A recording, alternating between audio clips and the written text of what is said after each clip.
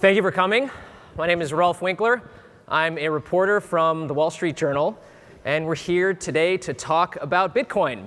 Is it the future of money? Now, our special guest is from Coinbase, which was founded in 2012. On its platform, there are over 1 million consumer wallets, 25,000 merchants. It's raised $30 million from some prominent venture capitalists. And one of its founders, Fred Ehrsam, who's coming out in a moment, he's a computer science graduate from Duke. He traded foreign exchange at Goldman Sachs, founder of Coinbase, and he's just 25. Fred?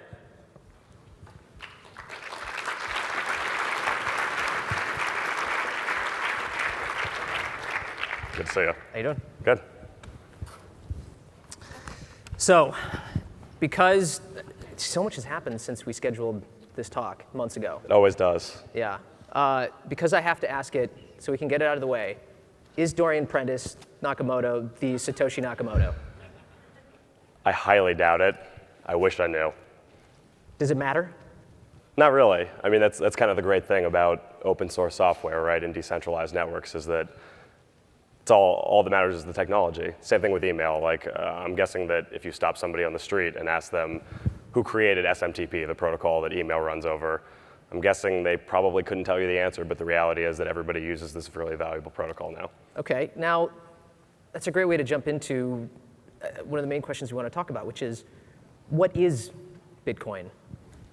It's a good question. So, is it just money? It seems like it's more than that. It definitely is more than that. I think one of the common sort of missteps taken by either the media or somebody explaining it on the street is talking about Bitcoin first and foremost as a currency rather than starting at what is the network, what is the technology. So you can really simplify Bitcoin down to it is an open network that for the first time ever lets you prove and transfer ownership without the need for a third party, which sounds very simple but has never been done on the internet before. And the first major application of that happens to be payments. This is an interesting point. Bitcoin is money. It's an application on top of a network. We sort of had a discussion about this a couple weeks ago, and you mentioned that you don't think about Bitcoin so much as you think about the blockchain, and you think about it like you think about the internet. That's right. What did you mean when you said that? Yeah, it very much, I think, for a number of reasons, is analogous to the early days of the internet.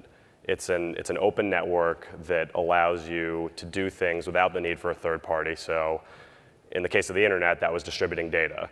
You had all these form factors prior to the internet, whether it was, most of them physical even, right? You had magazines, you had newspapers, you had snail mail, and then the internet came along, and all of a sudden you can put up a web page in this decentralized manner, relatively decentralized manner, and anybody can go and visit it, and the cost of doing so is extremely, extremely low, more than an order of magnitude lower. Think about Bitcoin, same thing. Previous to this, you needed a trusted third party, whether it be Western Union or PayPal or a bank or MasterCard, to prove, or even the government in the case of transferring a deed or something of that nature, right, where you needed somebody to say, yes, this transaction between you and I happened, this transfer of ownership. Now, due to this network, you don't need that anymore, and it just makes things a lot faster, a lot cheaper, and makes it borderless. If you think about it as a network, with applications that can be built on top of it, what are some of the other applications that you think about might be possible? Sure. So I think there are quite a few, and let me almost preface this by saying that I think we're sort of in what was like the early days of the internet, where when the internet first came out, the web browser was built, and then you had these amazing companies that nobody would have thought of at the very beginning, even eBay, that seems like ancient history now, and then obviously subsequent companies like, say, Airbnb, these marketplaces. We're very much in the early days in Bitcoin in that analogy. So things that I could see now, one is a securities clearing system. So right now, you think about major banks, they employ tens of thousands of people to clear their trades every day, and it takes them 3 days to do so, which... Something you know a little bit about. Yeah, for better or for worse, yes. Yeah. And it's really unbelievable that much effort has to go into proving that I transferred something to you and you now own it. It's completely unnecessary. So what can you do with Bitcoin to make that possible? yeah, so the idea here would be you take a very small piece of a Bitcoin, a Satoshi, the smallest increment possible, and say, hey, this Satoshi represents a share of Apple stock, or whatever it may be. And when you and I complete a trade, I transfer that single Satoshi to you, which in US dollar terms is worth an infinitesimally small amount at the moment. So that part is kind of irrelevant. But what we're really doing here is we're harnessing this network that allows me to transfer you ownership of something in a fast and decentralized way. Mm-hmm. Now, so Bitcoin is an application on top of this network, and it is the most important one at this stage. Tell me, what are the biggest reasons people are using Bitcoin today, and why? Yeah, so Bitcoin at the moment, as I mentioned before, really is around commerce right now. It's being used as a currency, as a way to transfer value in a currency sense. So the big things that it's starting in are cases where the transfer of money is just extremely inefficient in the next best alternative. So I like to think about two major veins where that's very much true today. One is overseas payments or remittance, where companies like MoneyGram or Western Union happen to own this big black box where you transfer money to somebody overseas and it might cost you 10%, sometimes more, which, given today's technology, is really rather high. So you can already see these Bitcoin exchanges popping up all around the world where the fees are simply what it cost me to buy it at one place and then sell it in another place, which at the moment is closer to 1.5% or 2% maybe. So you're already 5x lower in those cases. That's a big one. I think the other really big one is small dollar payments on the internet. So there are all sorts of problems with credit cards on the internet. But the reality is that, and if you ask Mark Andreessen about this, he'll say that the original sin of the internet was that there's no native payment in the internet. There's no embedded economics, and that creates all sorts of strange problems. But one of the real pain points that causes today is if you want to do a small dollar purchase on the internet, base credit card fees are often 15% of that transaction, which, again, there's no reason it shouldn't be 1% or less. What are there other ways people are going to be using Bitcoin? I guess I'll ask it this way. Is that enough? Money transfers overseas, small payments online. Is that all you see for Bitcoin, or do you see it being used much more widely? And if so, how? Yeah, no, I think those are the initial beachheads, if you will. Those are the cases where, in very simple economic terms, it's significantly better already than the next best alternative. That being said, as Bitcoin gains more adoption, not only can you spend it in more places, but one would expect, just like any other currency, that the percentage of the usage of the currency for speculation versus sort of real economic transactions will skew towards the real economic transactions over time. That'll dampen volatility, and more use cases, sort of assuming in this implied risk for volatility, will become more and more feasible to the point where I think it'll become if not the prevalent transaction medium on the internet. You mentioned volatility, and some would argue that one thing that holds Bitcoin back from being money, a medium of exchange, as opposed to an investment, is that it's fluctuating so wildly, right? Will that value ever stabilize? Does it need to? So yeah, it's a great question. I think there are use cases where it very well should stabilize. So you think about the efficiency of Bitcoin in a couple of ways. One, you could think about it like an open API, an open network that can connect any payment networks in the world. They can all sort of use Bitcoin as the glue between them, right? And that's a network that you only need to utilize for a second or two if you really want to, and volatility really becomes a non-issue. So, and this is really one of the key things that we've... So your point being, you can trade in and out. If I do a transaction with you right now, I can convert it from dollars instantly, and you can convert it back to dollars instantly. So the actual That's what you mean? That's the right. Volatility for the purpose of that transaction is not a big deal? That's exactly right. And that's one of the key features we've, so we have a suite of merchant tools that we offer as a part of the services of Coinbase. And that's one of the key features is merchants can sort of price their good in their local currency. So Overstock.com, for example, is live with the tools. You price a toaster for $30, says $30, it pulls the correct amount of Bitcoin in the background, and they can instantly convert that Bitcoin payment back into dollars. There's no exchange rate risk for them. It just looks like one more payment option that's quicker, it's cheaper, and it happens to be universal to the entire world. You need a lot more merchants to start accepting Bitcoin so that people will have an incentive to use it. Are there any more that are jumping on the platform right now?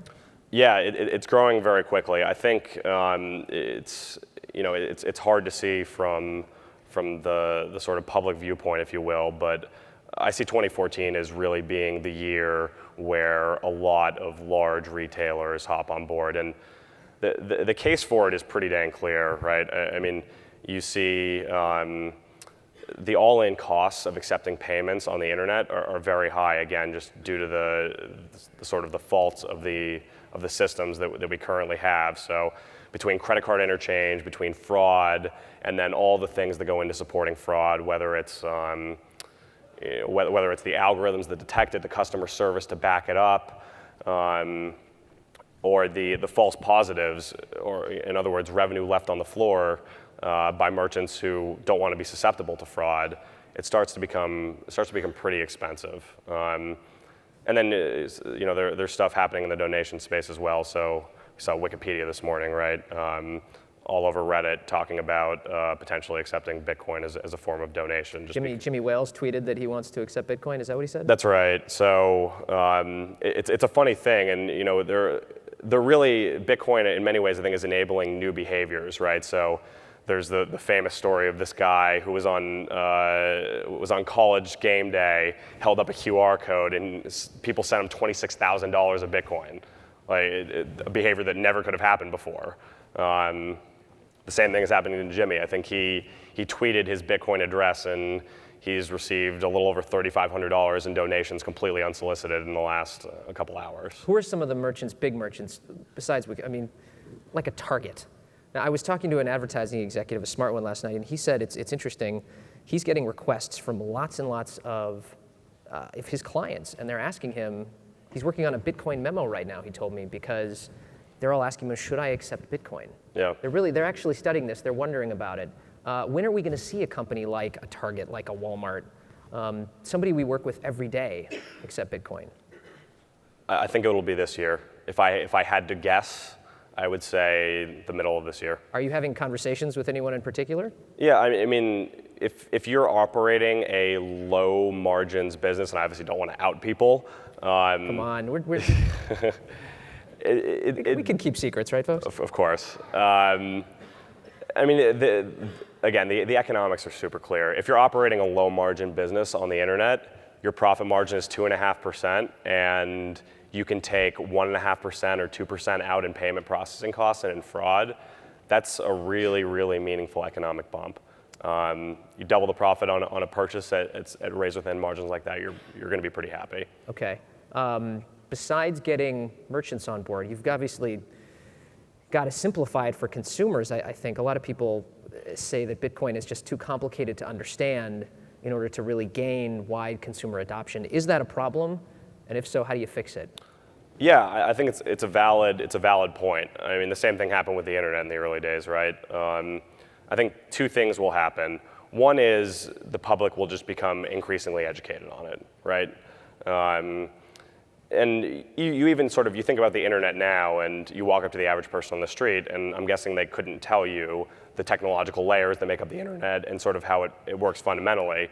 But they probably know how to use a web browser, which probably I think is the second relevant point here, which is, and this is what we're sort of striving towards at Coinbase, is building that user-friendly layer on top of the technology where it's not necessary that in the case of Bitcoin, for example, you need to know what a public key and a private key is, you need to know what cryptography is, you need to know what a miner's fee is. Forget all that. All you should have to really be able to do is log into an interface that looks something like a better version of your online banking and be able to send a transaction or buy some Bitcoin, whatever it may be. How do you explain to people You mentioned to me before that I think is it your co-founder's mother is a big part of the product development process at Coinbase? That's right. Tell me about it, and how does she come to understand it? How do you get people like her, people like my mom, to?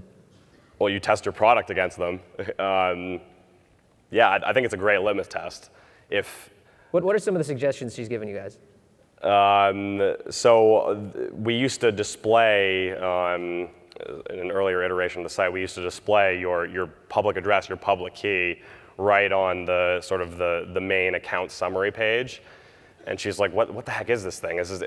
For those who aren't familiar, sort of your public address is like your bank account number on the Bitcoin network.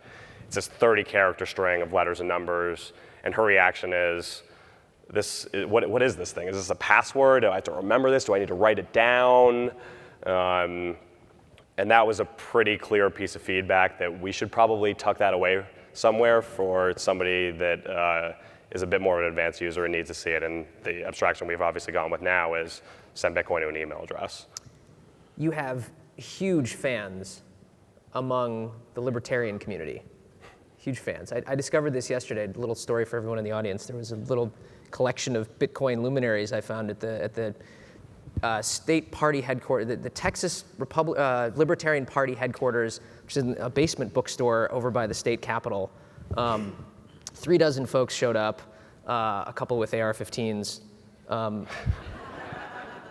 Very nice. There was a panel of mothers, moms for Bitcoin, and these folks are the simplicity of using Bitcoin was almost an afterthought for them.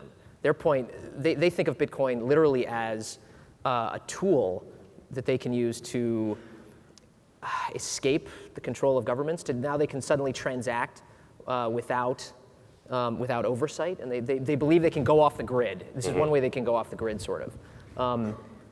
Is that, I mean, I guess one question is, how big a portion of the Bitcoin user base are these folks who are just passionate about it for political reasons? I think it's one of these things that those with those viewpoints tend to be very vocal about them, so it seems as if it's a larger percentage than it really is. I think where it's really kicking up now is what you would view as traditional tech early adopters, technologists, nerds. I'm a nerd.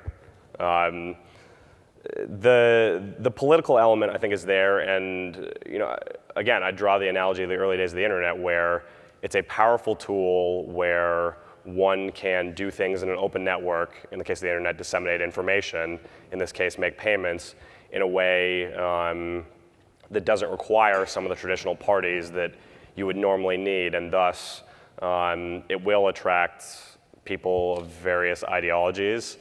That being said, that's not why I think so many people, especially out in Silicon Valley or technologists, are really getting excited about this. They're excited about it because it's a more efficient network. It just so happens that it has these implications because it cuts out middlemen.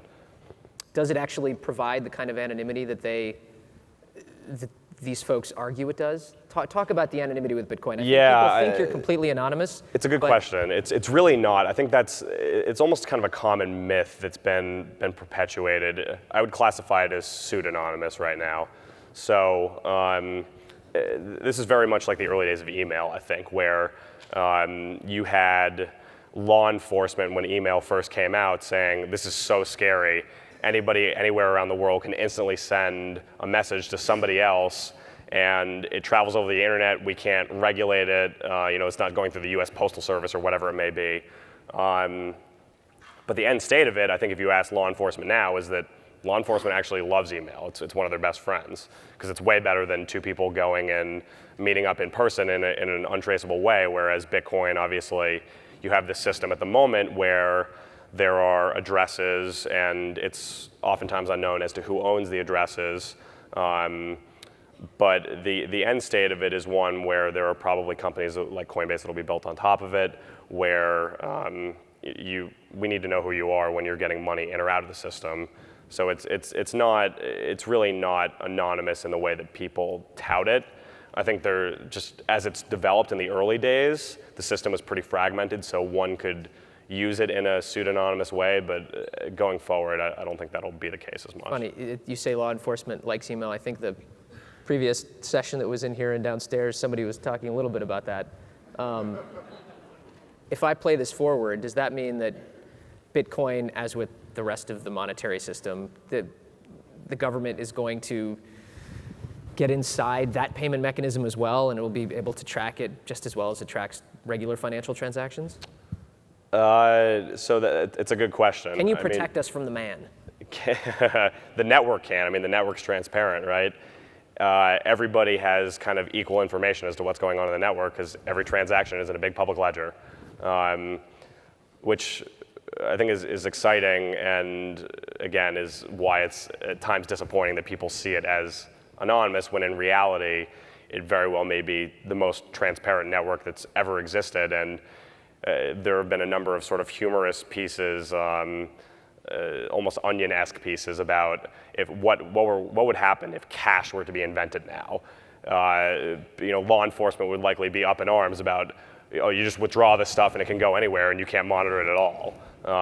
So I think, frankly speaking, we're entering a phase it's better. It's a digital version of cash that, from a regulator's perspective, should be better.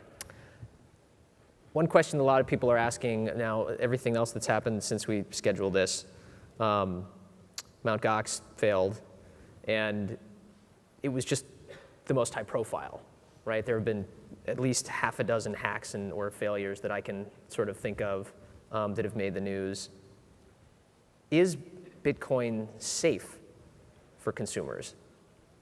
It's a good question. So I think that Bitcoin fundamentally at a technological level is safer than any other payment rail that currently exists. So when you say payment rail, what do you mean? Payment network. So think about how you often transfer value over the internet. I use a credit card, right? Yeah, it's bad. So think about what's kind of occurring when you do that, right? One, it's a cumbersome process. It's a pain in the butt to go type in your name, your billing address, all this stuff. But from a security standpoint, it's really scary, right? You are entering all of the payment information that not only identifies you and is personal information to you, but that's all the information that can then be used to go and make a subsequent payment on the internet.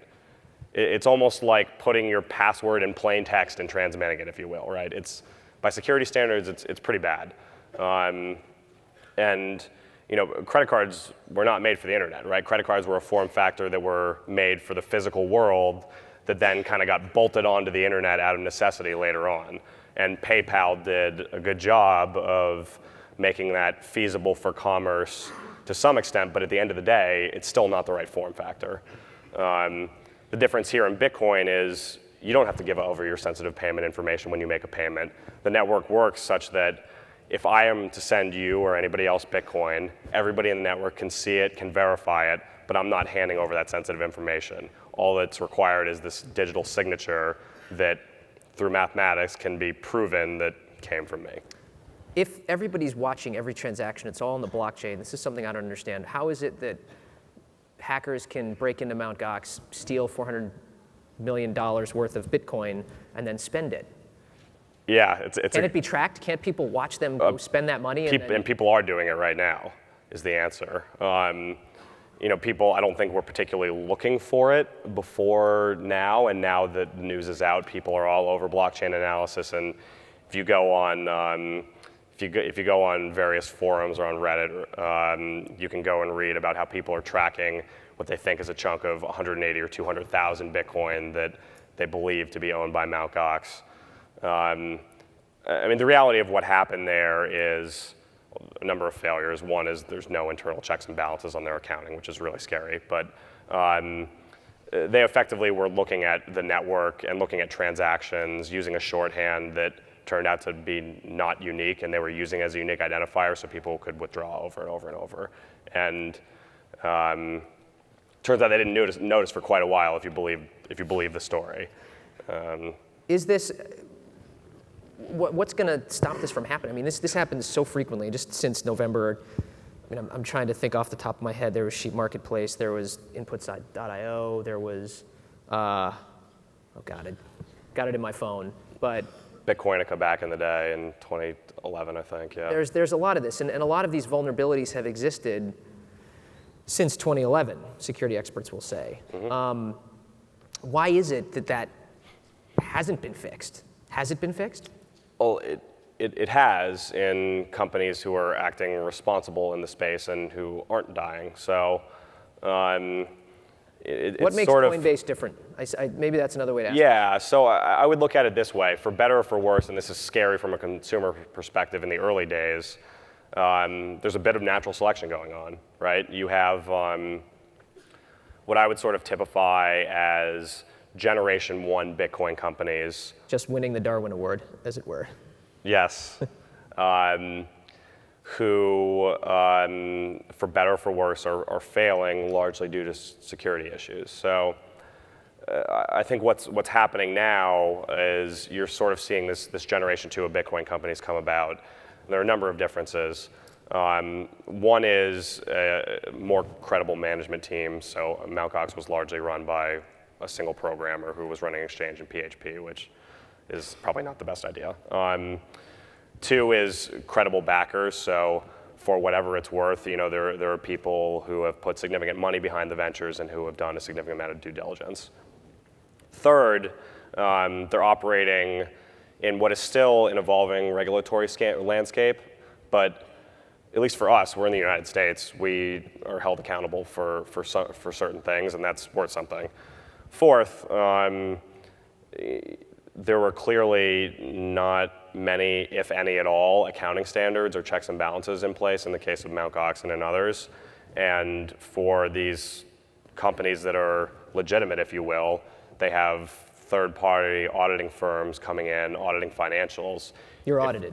Yeah, if there's a hole in the balance sheet, it's pretty dang obvious. Which in the case of Mt. Gox, I actually don't think they even segregated customer funds from their own, just to show sort of the difference there. But technically, what is it about what you do on Coinbase that protects people that Mt. Gox was not doing? It's a good question. So a lot of it is around... Because you're a smart guy, no doubt. And Mark Andreessen and Andreessen Horowitz and Fred Wilson, smart guys, great backers. You got an auditor, but if I am a collection of Chinese hackers and I'm just going to it's a great question. Denial of service attack or something, I'm not so sure that Mark Andreessen scares me too much. So the key difference is how you do what's called cold storage. So storage of Bitcoin is a relatively unique problem in that unlike money where you might have a physical vault or something like that, in Bitcoin it comes down to protecting your private key. This can be viewed as sort of the password that authorizes you to spend the funds in a given Bitcoin account. So the problem at Mt. Gox is, or was, I should say, that they were allowing people to continually withdraw. They had no internal accounting checks and balances, and they would continue restoring their offline, their cold storage funds until they were depleted, and now we are where we are, which is still a questionable state. The difference with Coinbase here is we keep about 98% of our funds in this cold storage. So completely disconnected from the internet, globally distributed. So you can think about this like, it's almost like a nuclear launch schema. There are multiple keys all around the world, and you need a certain amount of people to go and plug their keys in and turn them at the same time in order to start restoring different chunks of the storage offline. So it's okay, but if you could compromise that key, you can access the cold storage. That's true, but there are a bunch of them all over the world. So it would need this. We're talking like Italian Job-esque scenario where it gets pretty crazy. If that ever happens, there will be a great movie made about it. Okay. Oh gosh, I forgot what I was going to ask. Because it's interesting, the idea that it's offline, because one of the founders of one of the companies that did fail said, and I quote, after it happened, he said he learned a lesson. He said, quote, "I don't recommend storing any Bitcoins accessible on computers connected to the internet."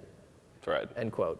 I know the Winklevi, I believe, have their Bitcoin fortune on flash drives in a safe deposit box. This doesn't sound like money. This sounds like gold or some other commodity that we just kind of want to protect and dig it out of the ground and you bury it back into the ground. You're not actually using it as a medium of exchange. It's a very unique concept in that it's a digital asset where the most safe long-term storage form factor becomes a physical and disconnected from the internet form. Where do you have your Bitcoin? On Coinbase. All of it? Yeah. How much of your net worth is in Bitcoin?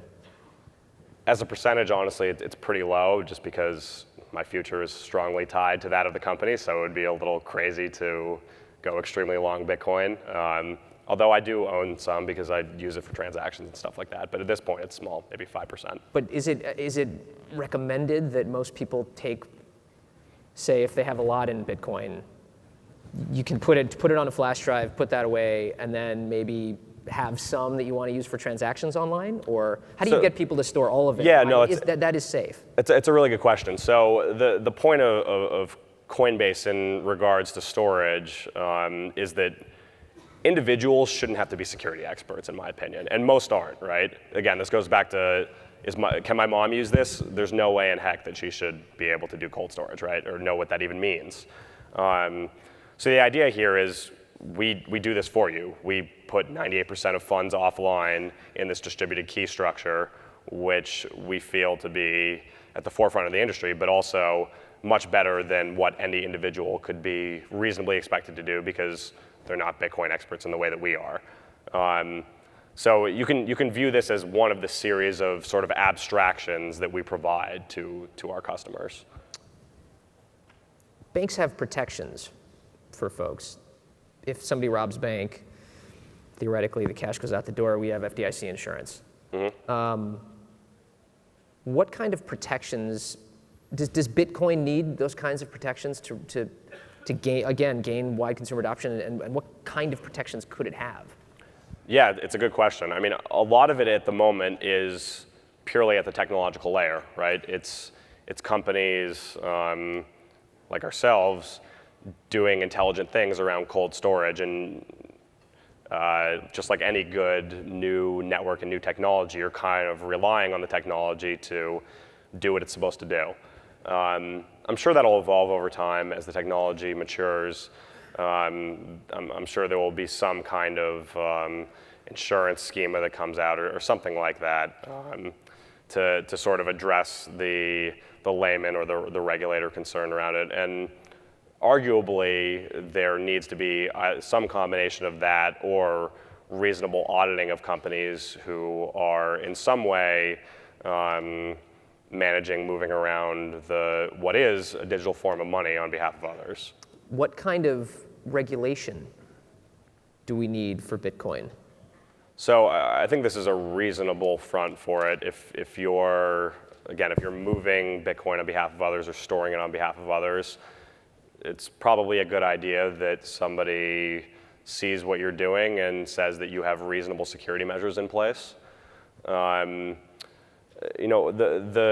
big part that's already in place, is money laundering controls, right? So if you want to be an exchanger of Bitcoin, in other words, convert dollars into and out of Bitcoin on behalf of others, you need to be registered as a money service business under FinCEN, and this guidance came out in last March. So that one, at least federally, has been pretty clear for a while now. What does this mean? I mean, are you regulated, and if so, how? Yeah, so federally we're regulated under FinCEN, which is the federal organization tasked with enforcing the Bank Secrecy Act. So one could define this as making sure that bad stuff doesn't happen with money transfers. So you guys they're looking at you to make sure you don't become Silk Road? Yeah, you could view it that way, sure. Yeah, just like PayPal might be, or any other money transfer network, you as a participant in that network have some responsibility to make sure that the money flows aren't going afoul for horrible purposes. What kind of regulations do you expect will come? I know Benjamin Lawsky in New York is looking at you guys, but on the other hand, you have Janet Yellen at the Fed saying, no, sorry, this is not us. Yeah, I think it's important to understand sort of the difference between those two functions in terms of regulation, right? So the Fed I think especially in the way it's been brought up, is very much around monetary policy. And at the moment, that really, the monetary policy of Bitcoin, I don't think is of concern to the Fed. How big is the market cap today? It's about $8 billion.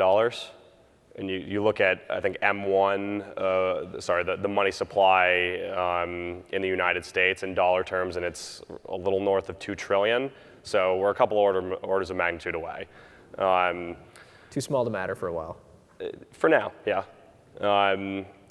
But you think about what's going on at the state level, and this is where the things I was talking about before, more of the making sure that bad stuff doesn't happen to consumers, that's what Ben Lawsky in New York is concerned with, and where I think the industry is maturing to a point where that kind of stuff is becoming relevant. Okay, I mean, is there anything specific you guys are talking to them about that we should expect that's going to come? Yeah, I mean, it's funny. Not surprisingly, government is slower to move than technological innovators. And Bitcoin is not ultra simplistic. To their credit, they've done, I think, a lot to get up to speed. But the problem on the ground they're dealing with is they have these laws on paper that bucket what they consider money transmission, moving money around on behalf of others, for well-known business models, things like the Western Unions of the world or prepaid cards, let's say. But Bitcoin, as this new network, kind of smashes all of those buckets. It's very much a round peg, square hole problem.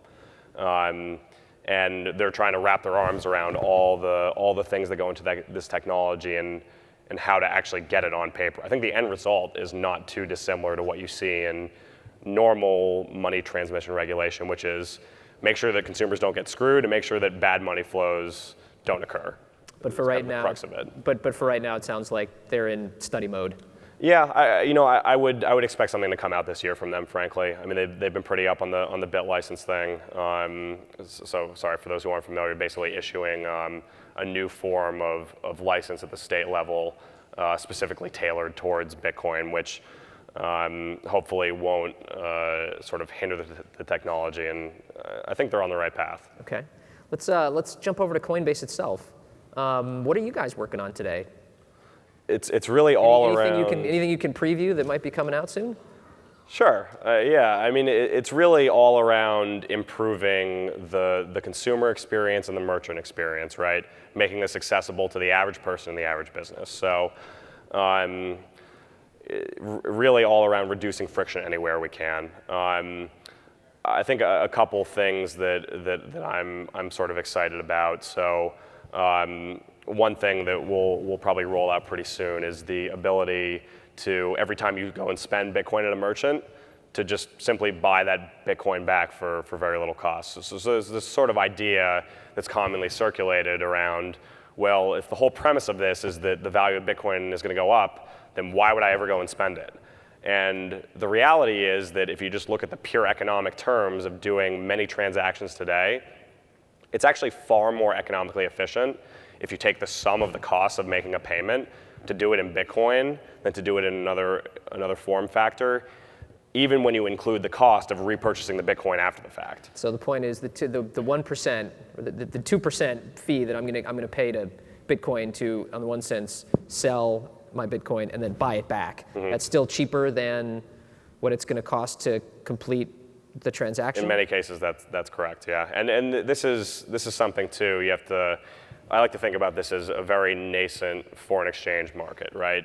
The spreads on, for those familiar with foreign exchange markets, the spreads are extremely tight. We're going to put everyone to sleep right away. Yeah. So sorry. Said another way, the ability to readily exchange U.S. dollars for euros, let's say, is very, very easy and almost costless at this point. Mm-hmm. And that's because the two currencies are used so much and so prevalently.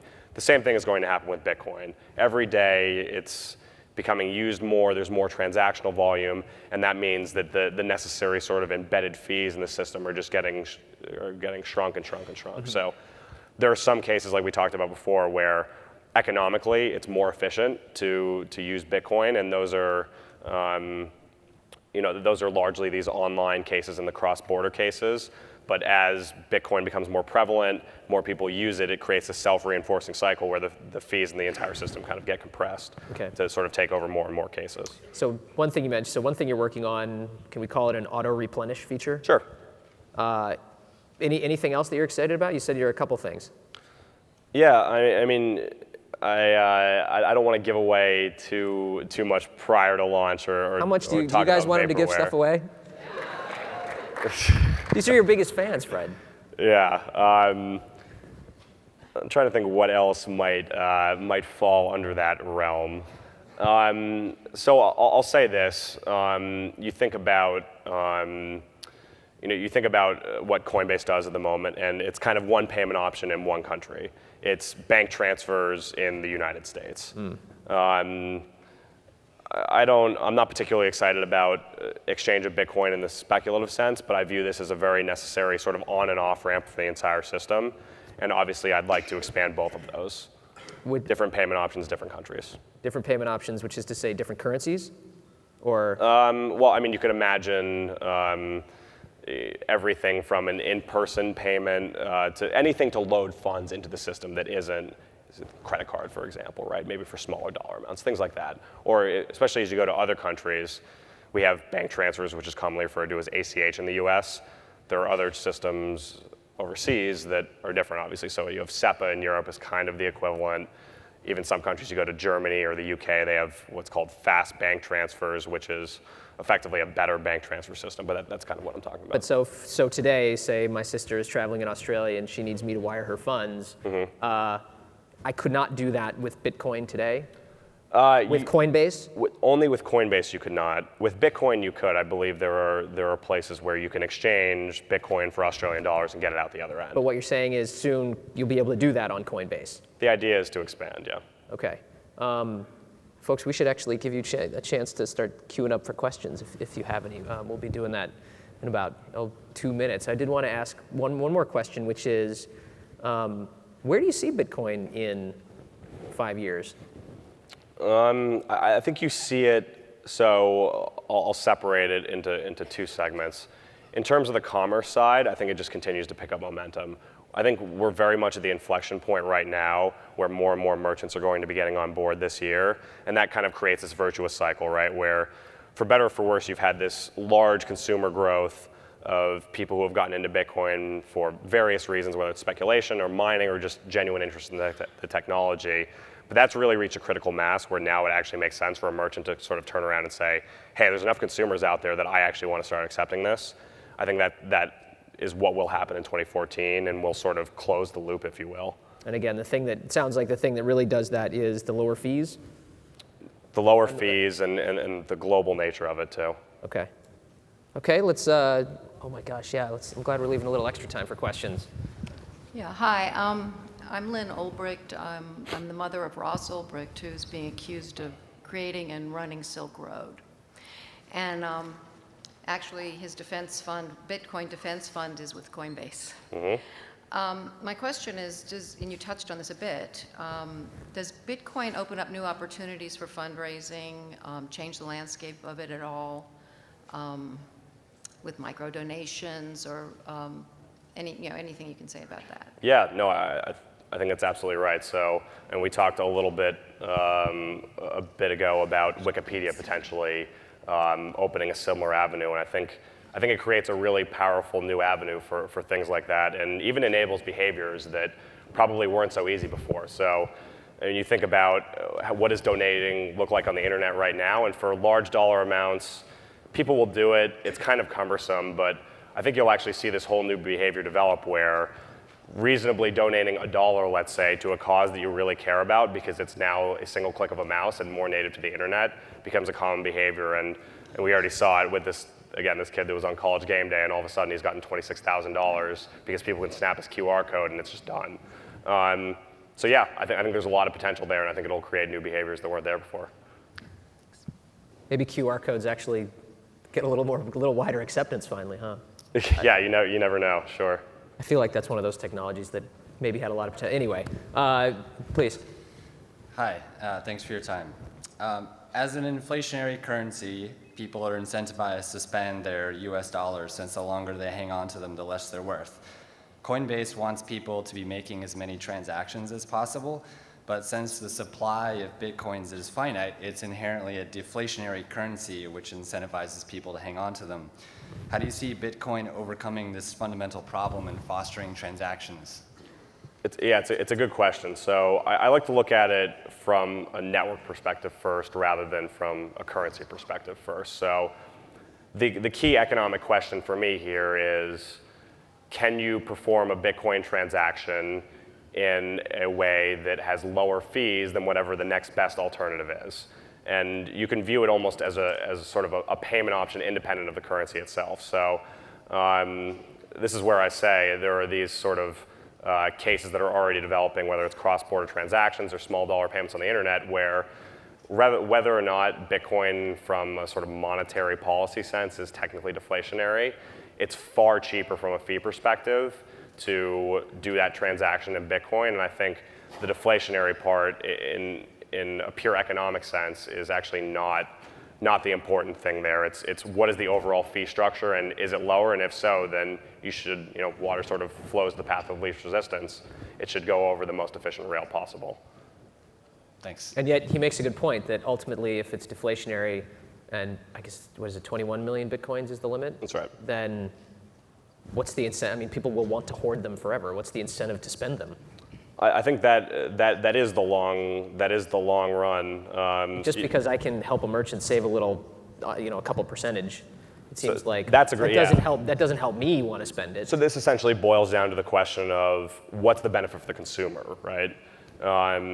And I think right now we're living in this very strange and asymmetric world where through a lot of pressure of payment processors, the merchants are the ones that bear the cost for all this stuff. They take the hit on chargebacks, they pay interchange, and when you look at the overall cost of the system, it's pretty high, right? As a consumer, you don't really think about it, but it's there and it can be lower. And what's already happening, and this has already happened in a couple states, is credit card companies are now being barred from saying to their merchants, hey, you can't expose your consumers to this cost. So economically, one way or the other, either a merchant will, in time, offer a discount to pay in Bitcoin, which is obviously a benefit to the consumer, or they'll charge you more to pay with other payment methods. One way or the other, there's sort of this whole pie of what it costs to do the payment, and it's lower in Bitcoin, and it's going to flow through. Okay. Hi, thank you for the great session. So, say Target integrates with Coinbase, and I go to a brick and mortar Target store, and I'm not a Coinbase user. Will I have to wait the 10 minutes for the confirmation, and what the Bitcoin protocol changes have been made? Or is it going to be like just Bitcoin bank silos where the transaction doesn't even go through the network? It's a good question. So I think one of the common myths about Bitcoin is this necessity to wait 10 minutes. So for those unfamiliar, there's the blockchain, the shared ledger of the Bitcoin network, and a new ledger entry is sort of stamped out every 10 minutes, which includes all the transactions that have occurred for that last 10-minute chunk. The reality of kind of how the network works, though, is that if you are on the network and you're what's called a well-connected node, if you're connected well to the network, you can see a transaction be broadcast in 2 to 3 seconds, and you can also relatively easily see if somebody is trying to do what's called a double spend, if somebody is trying to spend the same Bitcoin in 2 different places at once. So the reality is that transaction can be confirmed, especially if it's less than, say, $100,000. You can be 99.99% sure, if you know what you're doing, that transaction is safe. So I think that actually is a feasible, the whole point of sale thing is actually quite feasible. Thank you. Thank you for coming. My question's actually sort of related to the deflationary concerns, but it has to do a little bit more with the concentration of Bitcoin. I'd like to hear your thoughts on sort of how that's going to evolve or what needs to happen to prevent a lot of the sort of economic risks that are inherent in having high Gini coefficient sort of issues and having an enormous percentage of the Bitcoins that are out in the world in the hands of a couple hundred people. Yeah, it's a good question. So I like to go back to a couple points when thinking about this. One is that from a pure usability perspective, Bitcoin is subdivisible down to 8 decimal places. So in terms of quite literally running out of Bitcoin, that's something that mathematically, even if you were to shove all the world's kind of largest currencies into Bitcoin, mathematically it still works, I think, by an order of magnitude or two.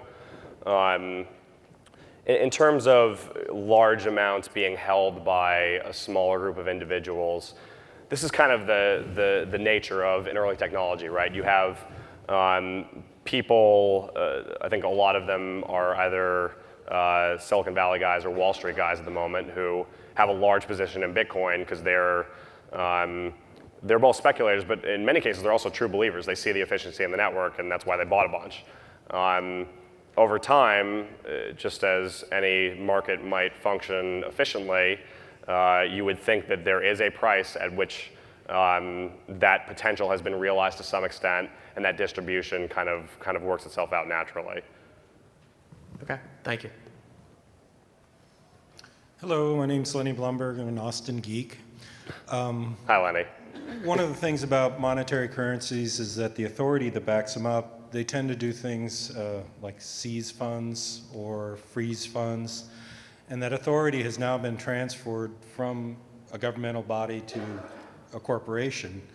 What would you expect that to evolve into? Because now you have the authority or the controls to be able to do what you want with the not necessarily the currency, but the Bitcoin itself. It almost ties into issues with internet freedom and, in other words, what controls does Coinbase expect to have on Bitcoin? Yeah, it's a really great question. So I think this is the beauty of what an open network and open source software creates. Anybody at any time can go ahead and store their Bitcoin on their own computer or in any manner in which they so desire. So as a company acting in good faith, we have to abide by certain standards. And I think there's actually a really great sort of forcing function in the market here where if we don't abide by what one would view as reasonable standards in terms of law enforcement or whatever it may be, then consumers are free to take their Bitcoin and put them on their own computer. So I think the net result of this is obviously we have some obligations, but if people view that we are overstepping our bounds in some way, then they're free to exit our system, just like they're free to take their email off of Gmail if they become skeptical of that, for example. Thank you. Hey, great conversation. Thank you.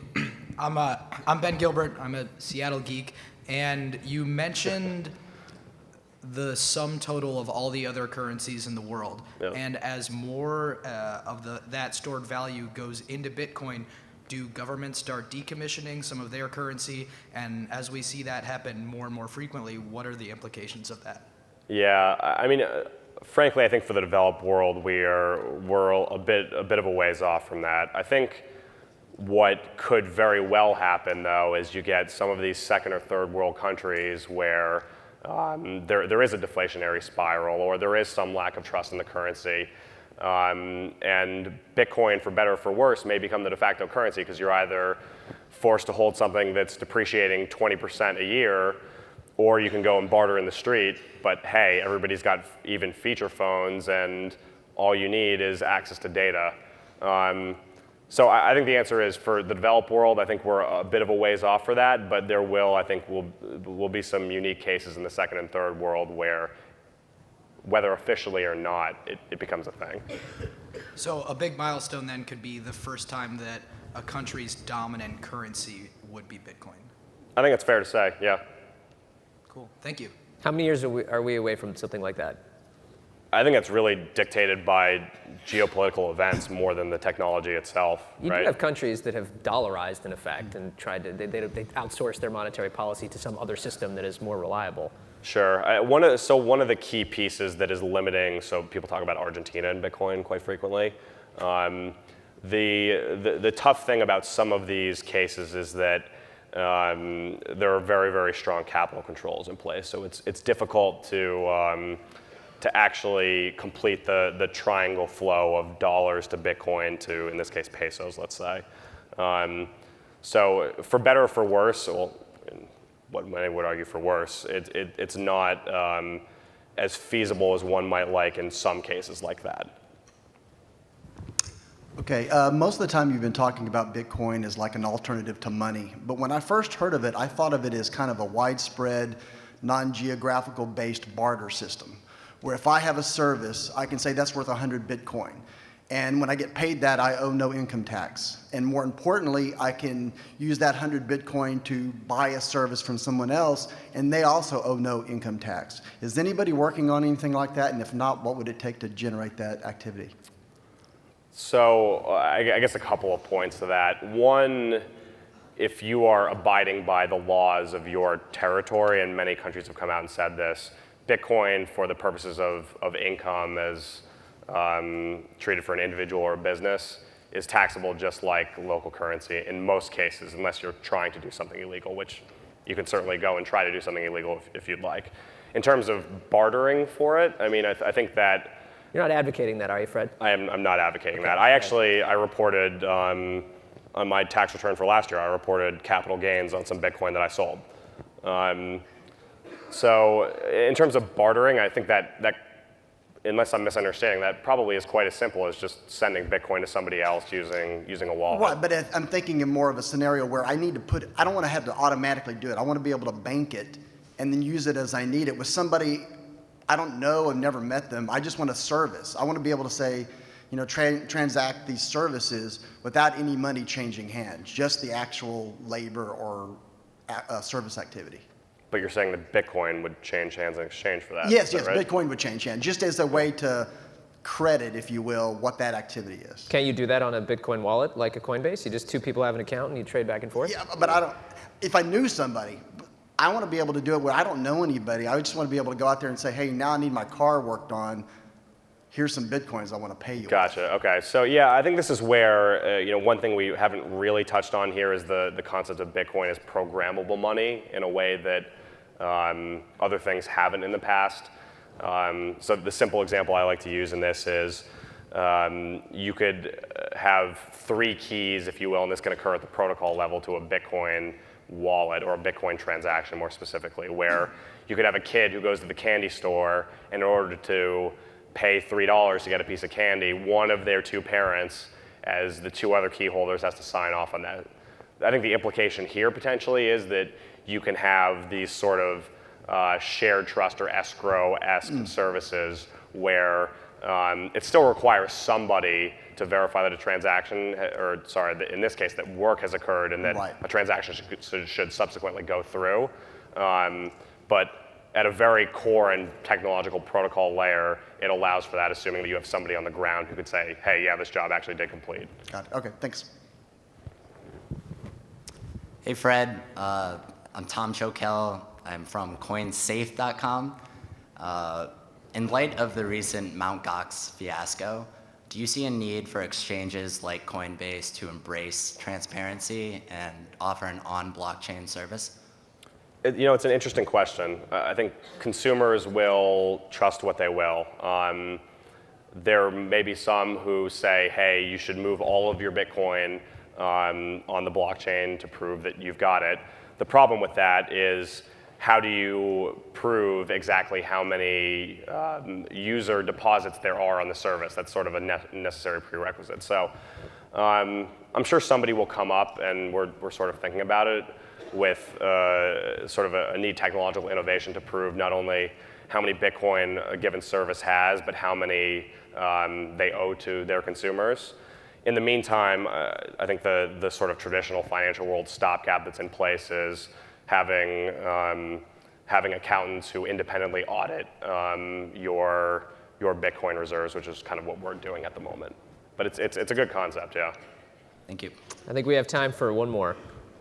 Thanks for the session. I'm curious if you can just share your thoughts on the broader cryptocurrency ecosystem, other cryptocurrencies, and quite specifically, I'm curious, as you guys sign up more merchants and as more consumers have wallets, do those network effects apply exclusively to Bitcoin, or could they theoretically apply to other virtual currencies? I think the network effects portion applies largely to Bitcoin, just because Well, one could imagine where you can readily exchange Bitcoin for other cryptocurrencies, and thus there's some shared network effect. But at the moment, my view is that for the purposes of commerce, Bitcoin is, and quite literally mathematically, is an order of magnitude ahead of everything else. So when you're thinking about gaining mass adoption, you probably want to educate on one thing first rather than take time in educating consumers on small benefits potentially of other smaller ones. We got 20 seconds. Hey, thanks, Fred, for coming. What's the number one issue you see why merchants aren't adopting Bitcoin? I think it's kind of the unknown unknown. You have people who maybe don't quite understand the technology or think that regulators view it unfavorably. And I think the reality on the ground is if you ask any technologist who's taken a serious look at it, it's very sound. In fact, maybe the best peer-reviewed technology out there. And on the regulatory side, while on paper things may be a little gray, when you go and talk to the regulators face to face, they're very positive about it. And that's, if you go and read the sort of honest accounts of it in the media, that's pretty well portrayed as well. Thanks, Fred. Sure. That's all the time we got, folks. Thanks so much for coming. Thank Fred. Thank you.